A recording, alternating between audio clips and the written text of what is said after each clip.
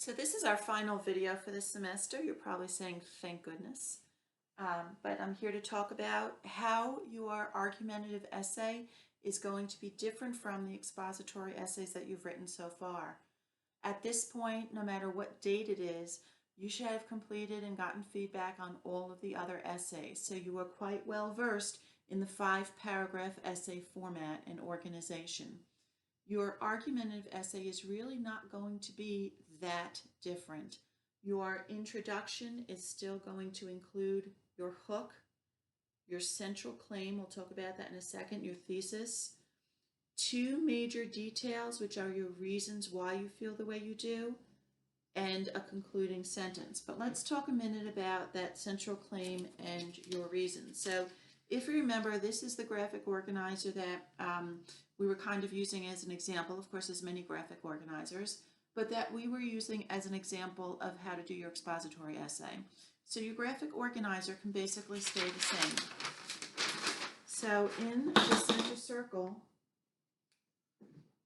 you're still going to have your thesis, except in the case of an argumentative essay, we often call this the central claim. So you're making your argument. What is your opinion? What is your argument? I believe that. That's what goes here. Now, of course, your essay, just like all essays, could be more than 5 paragraphs, in which case you would just have more reasons to support your argument. But all you're required to do is a 5-paragraph essay. So your 2 major details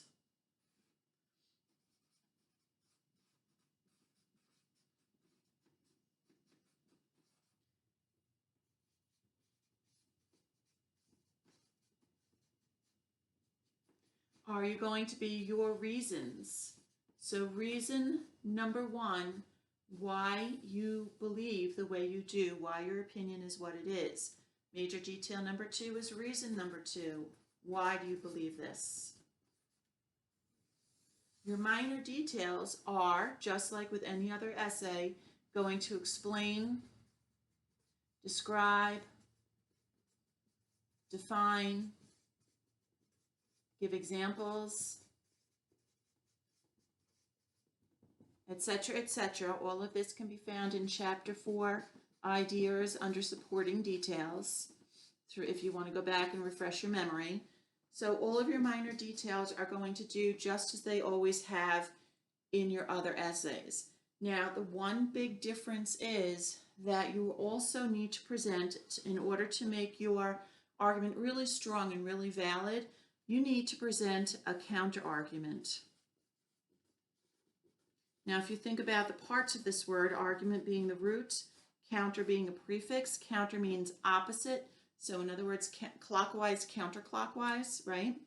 So counter argument is what someone who disagrees with you would believe.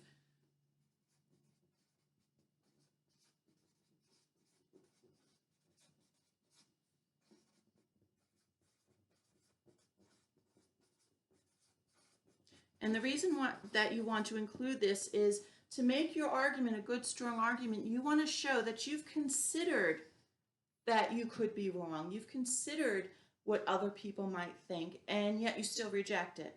And that just makes your argument much stronger. After you present your counter argument, then you're going to either concede or refute. When you concede, you say, I agree, but, okay, so you agree with the person, whatever their point might be, but this is why you think they're still wrong. Or a refutation, to refute it, is that they're wrong because. You just say they're wrong, and this is why they're wrong. This is where their logic is wrong.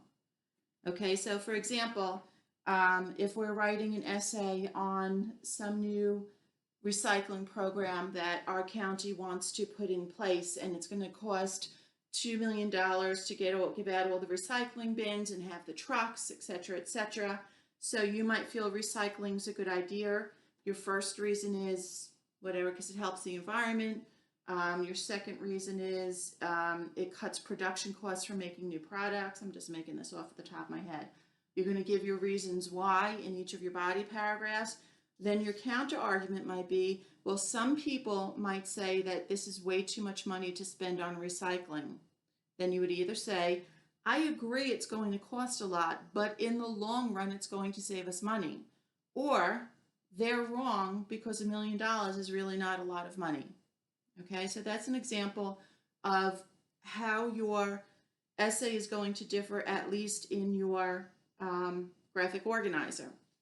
Now, as I said before, when it comes to the actual essay, your introduction is going to pretty much stay the same. Let me see if I can bring this closer. Okay, so your introduction is still going to include your hook and your blueprint as far as what your thesis is and what your two major details are.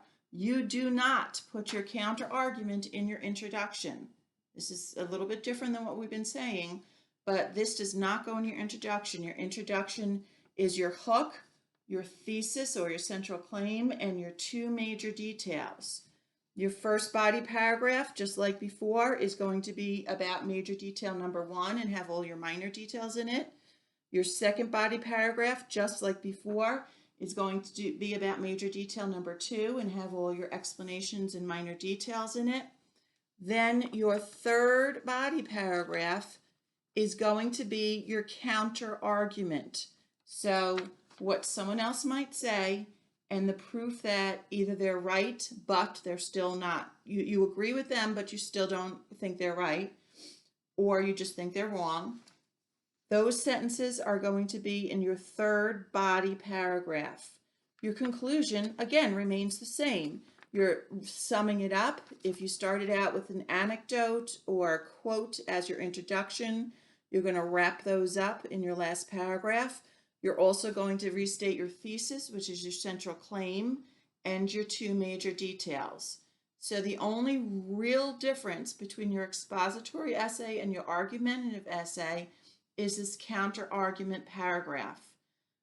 You do not mention the counter argument in your introduction, and it shows up as its own paragraph after you're done presenting your reasons. If you had 3 reasons why you believe what you do, or 3 major details, it would be intro, reason 1, reason 2, reason 3, counter argument, conclusion. If you have any questions about this, please make sure you email me. Also, if you take a look on the Moodle website, I've posted a copy of this argumentative essay outline that has all of this information that I've presented to you in it, as well as far as how to organize your essay. So good luck. Thank you.